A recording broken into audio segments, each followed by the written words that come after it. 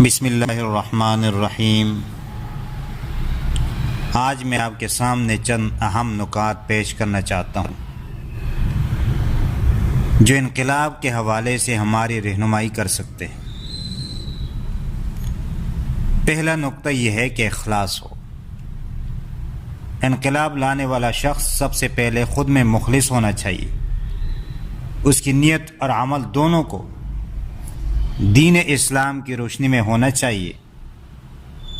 ایک حقیقی رہنما کا پہلا فرض یہ ہے کہ وہ اپنے کام میں اخلاص رکھے۔ دوسرا نقطہ، لوگوں کی تیاری۔ انقلاب کے لیے ضروری ہے کہ ہم لوگوں کو تیار کریں، یعنی ان کی تربیت کرے، یہ نہیں کہ ان کو شر کے لیے تیار کرے۔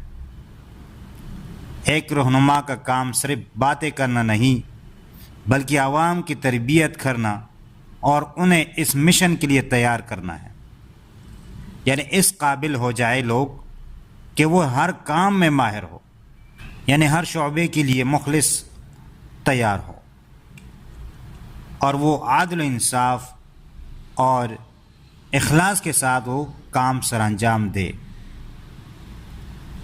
تیسرا نقطہ یہ ہے کہ قیادت کی صداقت۔ جب ہم اپنے لیڈروں کی بات کرتے ہیں تو ہمیں یہ دیکھنا ہوگا کہ کیا ان کی زندگی میں خود دین کا عمل موجود ہے؟ کیا ان کے جلسے اور جلوس دین اسلام کی روح کے مطابق ہے؟ اگر ان میں گانے، ناچنے اور نمازوں کی عدم موجودگی ہے تو وہ حقیقی انقلاب کیسے لا سکتے ہیں؟ اس کا جواب مجھے چاہیے۔ نقطہ نمبر 4، ساتھیوں کا انتخاب۔ آج کل یہ دیکھا جا رہا ہے کہ بعض لیڈرز اپنے لیے ساتھیوں کو خرید لیتے ہیں۔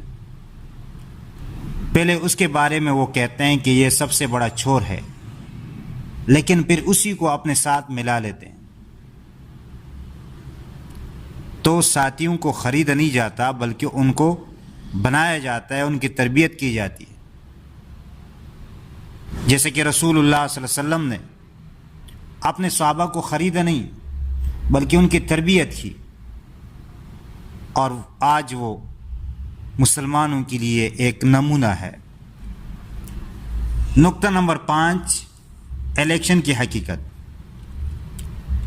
الیکشن کے دوران جو باصلاحیت افراد ہے ان کو نظر انداز کیا جاتا ہے اور کرپٹ لوگوں کو چنا جاتا ہے۔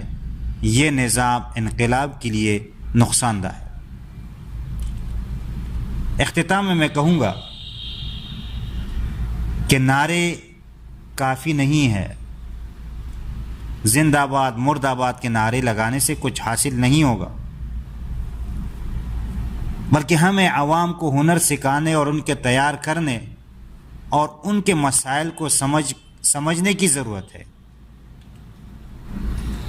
اگر خدا نخواستہ کل آپ کو یہ حکومت مل جاتی ہے تو آپ احسن طریقے سے اس کو سنبھال سکیں گے۔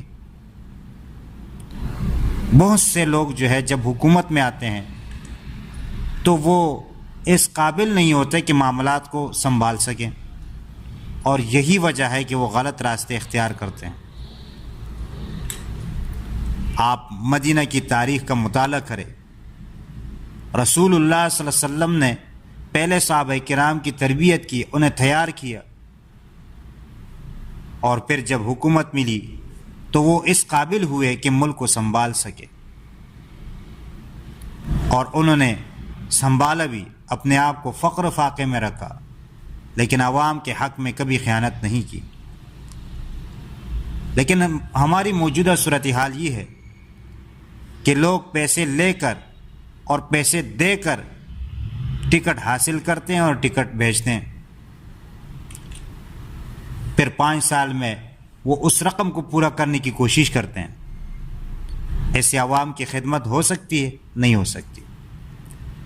پھر یہ لوگ صرف اپنے مفادات کے خاطر کام کرتے ہیں۔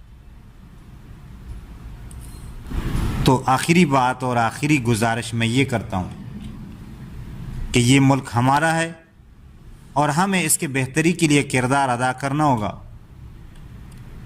ہمیں ایسی کوششیں کرنی چاہیے کہ ہمارے اقدامات کی بدولت ملک کی ترقی ہو. تو آئیے مل کر اس ملک کے مستقبل کو بہتر بنائیں اور اپنی تربیت کے ذریعے حقیقی تبدیلی لانے کی کوشش کریں.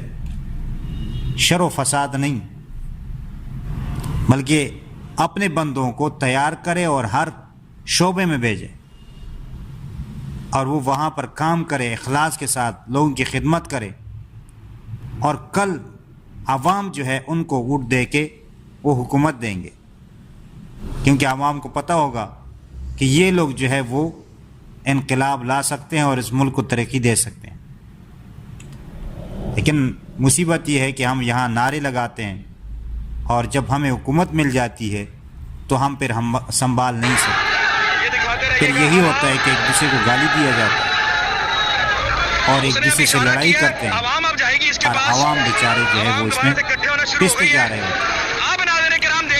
آخر میں اللہ تعالیٰ سے دعا گو ہوں کہ اللہ تعالیٰ ہمیں حق سمجھنے اور اس پر عمل کرنے کی توفیق عطا فرمائے اور ہمیں باصلاحیت اور نیک اور عادل قیادت نصیب فرمائے. آمین ثم آمین یا رب العالمین.